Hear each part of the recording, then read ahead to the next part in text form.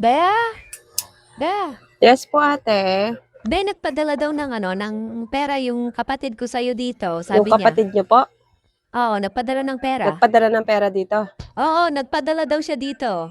Kanina pa daw yun eh. Kanina pa daw. Oo, kukunin ko lang. Teka lang po, i-check ko lang po kung may pumasok na pera sa akin. Magkano daw po yun, ate? 10,000 yun, be. 10,000? Sige po, sandali lang, te. I-check ko lang po. Kanina pa yan pumasok sa'yo, be, kasi kanina pa yan pinadala nung kapatid ko eh. Nakita mo ba may 10K na pumasok sa'yo? Te, ano po yung reference number, te? May dala po kayo? Oo, be, may dala akong reference number. Sige po, pabanggit po. Ano, be? 35 15 35 63. 63. Andito na, te, pumasok na 10,000. Oo, be, kukunin ko na yung yung Kayo pera. po yung kukuha? Oo, ako yung nga yung kukuha. May dala na nga ako reference number eh.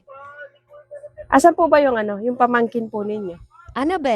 Nasa bahay kasi siya eh. Naliligo pa. Kaya ako na lang yung kukuha dun sa padala.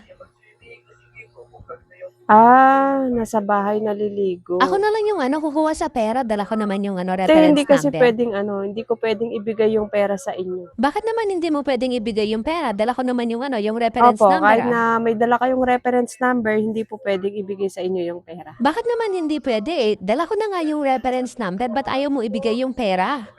Yun po Bibigay yung mo na utos. lang eh. Hindi po Anong talaga utos? pwedeng ibigay yung pera sa inyo. Kapatid ko yung nagpadala ng pera na yan, kaya pwede kong kunin kasi may dala naman ako reference number. Ba't ayaw mo Kahit na ibigay po yung kapatid pera? niyo yung nagpadala, kahit na may reference number kayo, hindi ko po pwedeng ibigay yung pera sa inyo. Bakit nga hindi mo kasi pwedeng ibigay yung pera sa Basta hindi akin? po pwede. Bakit nga hindi pwede? Di ba pumasok naman na yung pera sa'yo? Oo, kahit na pumasok na, te, hindi pwede. Hindi niyo pwedeng kunin yung pera. Ano ka ba naman? Pera ng kapatid ko yan eh. Bakit mo pinag-iinteresan? Hindi mo naman pera Te, yan. parang mas bagay sa'yo yung sinabi mo. Hindi nyo naman pera, bakit pinag-iinteresan nyo? Di ayaw mo kasing ibigay yung pera sa Kasi akin po eh. yun yung utos sa akin, te. Yung pera, ibibigay ko lang dun sa anak ni ate. Dun sa pamangkin mo nga. Bakit po kayo yung kumukuha ng pera? Naliligo nga kasi yung pamangkin ko, kaya ako Naliligo yung siya. kukuha ng Di pera. siya yung kumuha, te, mamaya, pagkatapos po niyang maligo. Hindi ko po pwedeng ibigay yung pera sa inyo. Kasi yun po yung utos sa akin. Hindi, ibigay mo na sa akin yung pera. May dala naman akong reference number eh. Kahit na Ako po na yung may dala pera. kayo reference number, hindi ko po pwedeng ibigay yon. Kasi nga po, nag-chat po yung mama nung bata na yung pinadala niyang pera, ibibigay ko lang sa anak niya. Walang iba. Yung anak lang niya yung makakakuha. Kahit may dala kayong reference number, hindi ko pwedeng ibigay yung pera sa inyo kasi hinabilin na nga yan na yung pamangkin mo, yun yung kukuha. Hindi nga, inutos nga kasi sa akin nung pamangkin ko na ako na lang daw yung kumuha sa pera niya. Inutos sa'yo, ay, imposible, te. Hindi pwede, te. Pasensya ka na. Kahit sabihin mo sa akin na inutos ng pamangkin mo na ikaw yung kumuha, hindi ako maniniwala dyan, te.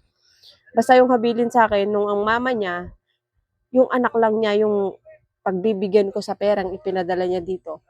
Kasi pang tuition nung bata yun eh. Tapos kukunin nyo yung pera. Saan nyo gagamitin? Pang susugal nyo? Pera nung bata yun eh. Tapos kinukuha nyo. Akin na nga sabi yung yung pera, Ay, ba't te, ayaw mo umuwi ka na kasi ibigay? wala kang mapapala dito. Hindi ko ibibigay yung pinadala ng kapatid mo. Hindi yun para sa'yo. Wag mong pag-interesan. Para sa bata yun, kinukuha nyo eh. Ano ba naman to? May dala na nga akong reference number, ayaw pa ibigay yung Kahit may pera. dala ka reference number, te, hindi mo makukuha yung pera. Naunahan na kayo nung mama niya. Chinat na ako kanina bago pinadala yung pera. Na magpapadala nga daw siyang pera doon sa anak niya, doon ko ibibigay. Tapos ngayon kukunin nyo dito. Te, huwag niyo pag-interesan yung perang hindi sa inyo. Hindi ko pinag-iinteresan Umuwi yung ka na, pera te. na yon. Kinukuha ko Wala kang lang para sa mapapala, hindi mo pamangkin ko. makukuha yung perang pinadala ng kapatid mo. Ewan ko sa'yo, may reference number na nga akong dala, ayaw mo pang ibigay yung pera. Ikaw yung nag-i-interest sa Hindi naman pera para eh. sa kanila yung pera, kinukuha nila. A few moments later. Ate Des! Yes, Ate be. Des, kunin ko lang po yung perang Ay, pinadala oo, po ni nagpadala Mama. ng pera si mama mo dito. Kanina pa yun pumasok. Kinukuha nga ng tita mo. Inutos mo daw siya na siya kumuha ng pera dito. Ay, hindi po ate. Naliligo po ako kanina. Wala naman ako sinabing kunin niya Sinungaling yung pera talaga si dito. tita mo eh. Pumunta siya kanina dito, may dalang reference number. Paano napunta yung yung reference number sa kanya? Ay, hindi ko po alam. Baka pinakialaman po yung cellphone ko nung naliligo Ayun, baka ako. pinakialaman yung cellphone mo. Next time, ingatan mo yung ha. Buti na lang, chinat ako ni mama mo na wag kong ibibigay yung pera kahit kanino. Ikaw lang yung makakakuha. Opo, ate, pang tuition ko po kasi yan. Oo nga, sabi nga niya, pang tuition nga daw to. Opo, pambayad ko po yan sa Buti school na lang, eh. chinat na ako. Buti po, hindi niyo po binigay kay Paano na tita lang, yung be, pera. ha? Papirma na lang. Naunahan na nag-chat si mama mo. Kaya hindi ko binigay yung pera doon sa tita mo. Buti na lang po pala, nag-chat po si Teka lang, mama. ha. Doon ko na lang ibawas yung charge o may 200 pesos ka dyan. Pabawas na lang po yung charge. Dito ko na ibawas. Sige, sandali lang. Bali, 9,800 na lang na. Sige po, ate. Wait lang. 9,000.